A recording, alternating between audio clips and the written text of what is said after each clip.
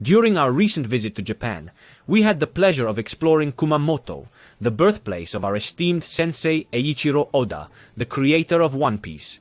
While there, we made sure to take in the captivating statues of the beloved Straw Hat crew that are scattered across the entire prefecture. Kumamoto Castle, immortalized by Oda in one of his color spreads, was also an essential stop on our itinerary. To our delight, as we ventured inside the castle, we stumbled upon a profound symbol that holds great significance amongst fans of One Piece, the emblem of Nika's cult. I must admit, the sheer sight of us standing in front of this symbol, unexpectedly encountered within the ancient castle of the city, left me utterly astonished. It truly makes you ponder, what could possibly be the significance behind it? Is it conceivable that Oda took inspiration from something that has been on public display in his hometown for centuries? Perhaps it serves as a tribute to a specific element in Kumamoto, establishing a connection between this symbol and his main character, embodying the deity that Luffy represents. Additionally, it may even shed some light on the historical background of the long-sought-after ancient kingdom.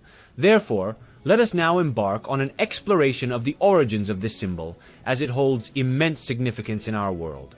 We shall delve deep to uncover any possible insights that Oda may have derived from it, in our fervent quest to unravel the lost narrative. However, before we proceed, kindly take a moment to appreciate and share this video. Your support means the world to me, as genuine engagement is rewarded by the algorithm. This small act will not cost you anything, yet it will immensely benefit me. Hence, allow me to express my heartfelt gratitude to you. So what does this symbol represent originally? This specific icon is a symbol associated with the cosmology of Buddhism. It is believed to bring good luck and protection, and is known as the concept of Kuyo, which means 9 lights or 9 luminous bodies. This concept originates from traditional astrological cosmology, which stems from ancient Asian astrological and astronomical influences. In the Kumamoto Castle, the symbol is also referred to as Kyusei, and it represents 9 planets. However, this term actually refers to the wandering stars that were visible to the naked eye in ancient times. These celestial bodies moved against the background of fixed stars in the night sky. These celestial bodies held great importance in both astronomy and astrology. They were considered influential in human life and earthly matters. The 7 classical planets are Saturn, Jupiter, Mars, Venus, Mercury, the Sun, and the Moon. In addition to these, the Kuyo includes 2 lunar nodes, which are points where the Moon's orbit intersects with the Earth's ecliptic. Although they are not visible as celestial bodies, they play a significant role in calculating eclipses. One of these lunar nodes is Rahu, the ascending or north lunar node. In esoteric Buddhism, Rahu is associated with one of the 9 luminous bodies. It represents the point where the moon transitions from the south side to the north side of the ecliptic. The counterpart to Rahu is Ketu, the southern lunar node. Ketu is the opposite point to Rahu, where the moon passes from the north side to the south side of the ecliptic. In Japan and other regions influenced by Indian and Chinese astrology, these celestial bodies are deeply integrated into belief systems. They are linked to daily life events and have influenced various aspects, including medical and agricultural practices. In fact, the names of days and the week in Japan are derived from these celestial bodies and their associated attributes. Regarding the specific symbols mentioned, we can identify the sun in Nika. The moon could be connected to the Kozukis, and then to Momonosuke, or may also be additional symbols related to Lunaria that are yet to be discovered. Then the 5 elders, unfortunately not in the order in which Oda showed them to us in the chapters, but in an order that ties them to the days of the week, so Mars, Mercury, Jupiter, Venus, Saturn, but also to an astrological distribution that has influences in different belief systems. And finally, 2 names that have very little to do with planets and that point out the absence of Uranus, Neptune, and Pluto. Uranus, Neptune, and Pluto are not included in the traditional list of 9 planets, mainly for a very practical reason. These planets are not visible to the naked eye and were discovered only with the advancement of astronomical technology in recent centuries. For example, Uranus was discovered in 1781 and was the first planet found with a telescope. Its discovery expanded the boundaries of the hitherto known solar system. Then Neptune in 1846 was the first one located instead through mathematical calculations, and Pluto, then now declassified as a dwarf planet, was discovered in 1930 at the Lowell Observatory in Arizona. Lo and behold, the earliest astrological traditions were based on direct viewing of celestial bodies, and the planets visible to the naked eye, thus Mercury, Venus, Mars, Jupiter, and Saturn, along with the Sun and Moon, were thus the only celestial bodies considered in traditional astrological systems such as the Vedic or Chinese. Although some proponents of the ancient astronauts theory propose, based on interpretations of various ancient artifacts, that people of the past were aware of planets such as Uranus, Neptune, and Pluto, since the ancient deities would have shared knowledge of these particular stars with them. Since Oda, in his story, has Nico Robin confidently asserted that the three ancient weapons, whose appellation is precisely related to these planets, bear the names of three ancient deities, we cannot rule out the possibility that Sensei may take these bold assumptions into account as well. In any case, in counting those 9, there would still be one too many. Instead, in the Kuyo tradition, there are 2 additional distinct names mentioned, namely Rahu and Ketu. In Hindu mythology and Vedic astrology, these names represent certain mathematical points in the sky, not physical planets. Specifically, Rahu denotes the north lunar node, while Ketu represents the south lunar node. These nodes are of great importance as they mark the locations where the moon's orbit intersects the Earth's ecliptic. Additionally, these nodes are closely associated with the occurrence of solar-lunar eclipses. Notably, when the sun or moon is in proximity to these points, an eclipse takes place. Rahu, often depicted as a dragon head, is believed to devour the sun or moon and cause the eclipse. Symbolically, Rahu is associated with chaos, illusions, and everything enigmatic or unconventional. Additionally, Rahu is linked to desire and insatiable hunger, continuously seeking to consume the sun or moon, perpetually remaining unsatisfied due to its nature as a mere head incapable of complete consumption. Ketu, however, symbolizes an enlightening spiritual liberation and self-realization depicted as the tail of the celestial dragon. This celestial body is associated with bringing profound wisdom, yet it can also lead to perplexity since it emphasizes spiritual and ethereal aspects of existence over material concerns. Despite not being physical planets, Rahu and Ketu possess paramount importance in Vedic astrology and have been likened to actual celestial bodies. They are ascribed specific roles and possess specific and important characteristics, just like other celestial entities. So, the role of Rahu and Ketu in the dynamic cosmic realm, as well as their association with eclipses in mythological narratives, firmly establish them as integral elements within the astrological framework. Throughout centuries, eclipses have consistently held immense astronomical significance for the all human beings, until now.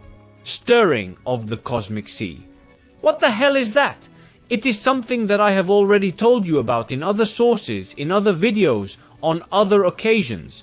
But it's always about that fight between demons and gods in which they competed for immortality, where I put in the 2 sides on the field, the 20 founding kingdoms of world government and their ancient enemies.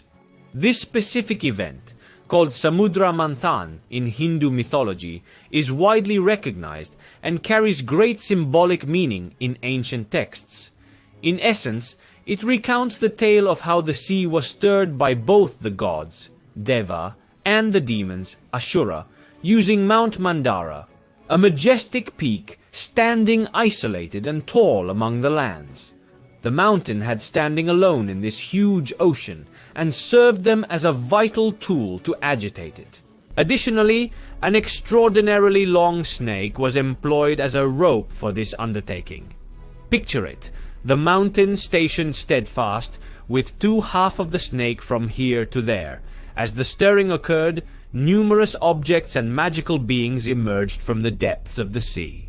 Eventually, an esteemed figure named Dhanvantari made his appearance. Known as the physician of the gods, he carried with him a jar containing Amrita, the elixir of everlasting youth flowing through one's veins, granting immortality. Amidst this eventful narrative, a demon named Rahu managed to infiltrate the ranks of the gods and consume the Amrita.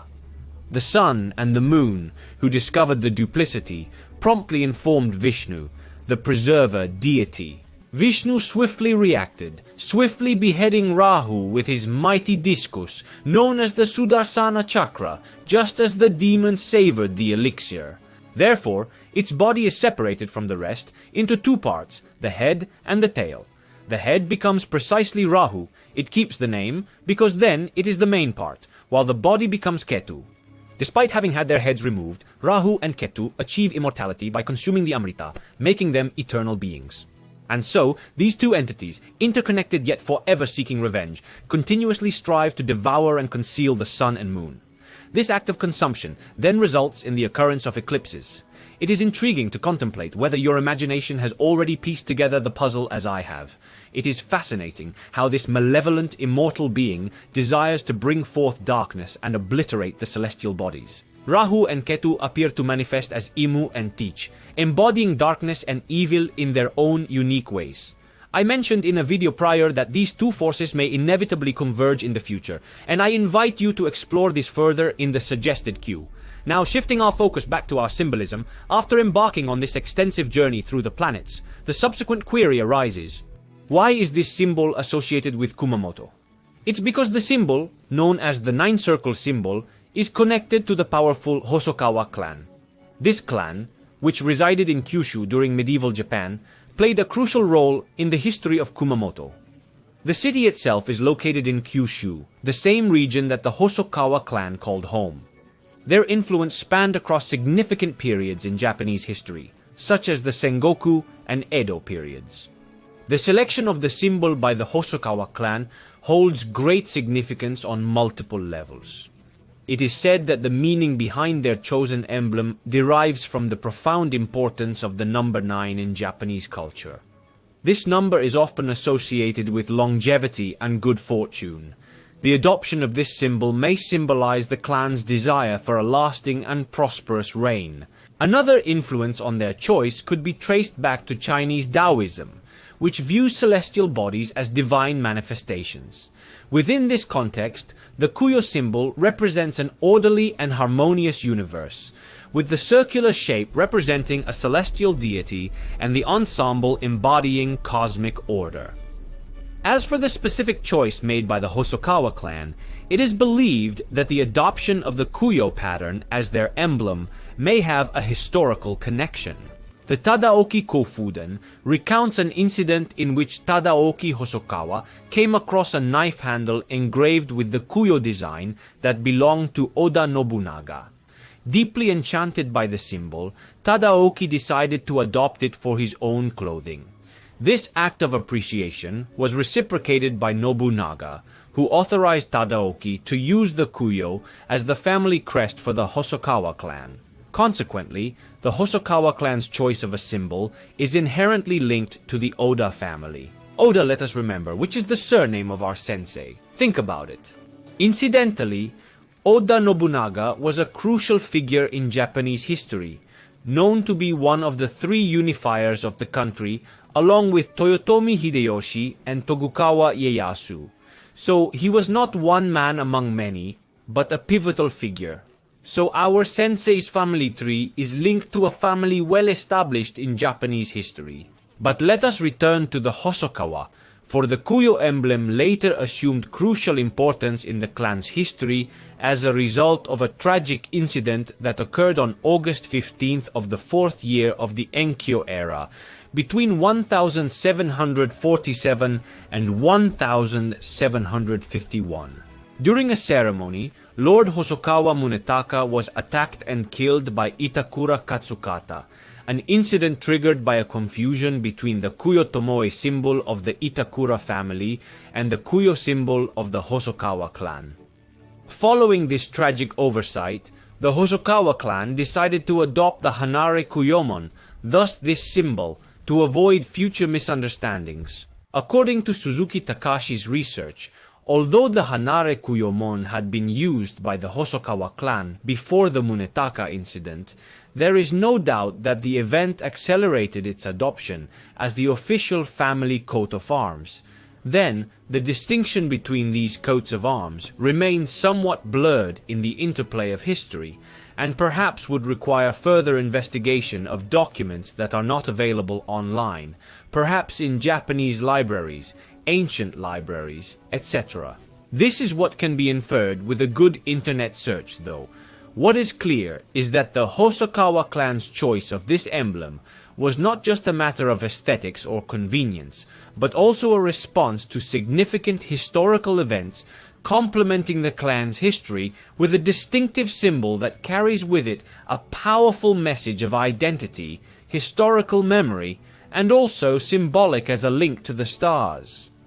To bring an end to this account of Japanese history, it is crucial to highlight another individual who is connected to the Hosokawa clan. This one is none other than Miyamoto Musashi, acclaimed for his exceptional skills as a swordsman, his artistic talents, and his authorship of the renowned book. During the later years of his life, Musashi served under the leadership of Hosokawa Tadotoshi, the daimyo of Kumamoto at that time.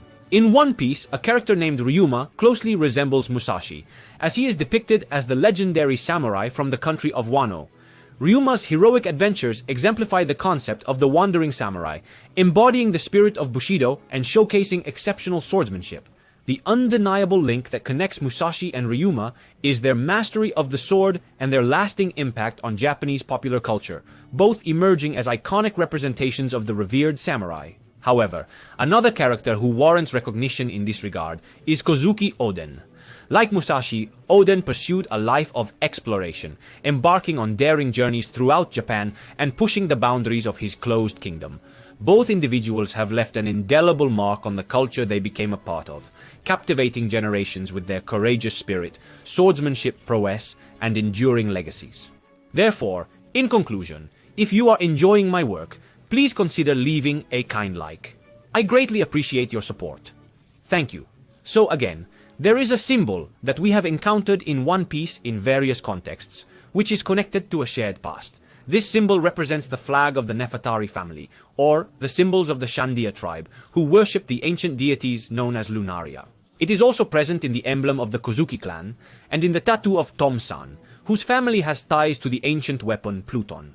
Additionally, it can be found in the emblem of Kuma Bartholomew's church in Sorbet, where he prays to the sun god Nika. This symbol, as mentioned before, relates to the concept of Kuyo, which translates to 9 lights or 9 luminous bodies. It refers to the celestial bodies visible to the naked eye in ancient times: Saturn, Jupiter, Mars, Sun, Venus, Mercury, the Moon, as well as the 2 lunar nodes associated with the Hindu mythological story of Rahu and Ketu. According to the myth, Rahu and Ketu were a demon disguised as one of the gods who attempted to steal immortality. Despite disintegrating into 2 parts after being hit by a divine blow from Vishnu, they survived and developed an intense resentment towards the sun and the moon. They perpetually seek to harm these celestial bodies. During our exploration, we also discovered that the 9-circle symbol is connected to the Hosokawa clan, a prominent daimyo family from Kumamoto, the birthplace of Oda. It appears that the Hosokawa clan adopted this symbol as a tribute to the esteemed daimyo Oda Nobunaga, who shares the same surname as our sensei, even if in kanji, to be precise, it is written differently. You also had the opportunity to know about Musashi Miyamoto, a revered samurai who served this family and inspired some of the traits seen in Eiichiro Oda's 2 iconic samurai characters of Wano country, Shimotsuki Ryuma and Kozuki Oden.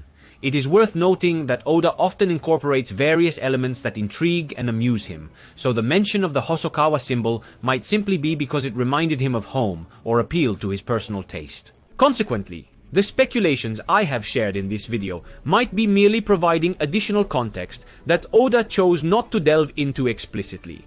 However, it cannot be ignored that certain details effortlessly align with his narrative, such as the utilization of planetary themes and the exploration of immortality, wherein a demon eventually opposes both the sun and the moon. Beautiful coincidences often pave the way for new possibilities. However, let me conclude with an intriguing observation. The constant search for parallels that reveal the extent to which Oda may have drawn upon quotations and comparisons. With the advent of the Meiji Restoration in 1868, Japan's ancient feudal system underwent a profound transformation, which ultimately signified the end of an era when domains, like the prominent Hosokawa and Kumamoto, were governed by powerful daimyos. This transition from a hierarchical framework dominated by feudal lords to a modern, centralized system was actualized through the reorganization of Japan into prefectures. In this novel arrangement, the authority of individual clans was replaced with officials appointed by the central government, consequentially shifting the focus of administration from local structures to a more unified and bureaucratically controlled system. One can find a captivating similarity in this alteration to the renowned manga and anime series, in which an overarching world government assumes the role of a supranational institution governing a diversity of islands and cultures. Just as the modern centralized Japanese state united various prefectures under a single administration, so the world government of One Piece seeks to unite diverse peoples under a shared authority, albeit with very different methods and results. Considering that my wildest guess is that the ancient kingdom was that of the Lunaria, once positioned above the Red Line, formed by the reverse mountain at his center, and an huge continent that emerged from it, where the gods had fought for the immortality against the coalition of the 20 kingdoms, I would not be surprised by a situation where the old planetary symbol of the ancient kingdom, our Kuyo, which recalls the worship of the sun god Nika, the most powerful star, the central point of this icon, was then deleted and banned, going on to replace the symbol of the new planets with that of the unified world of world government.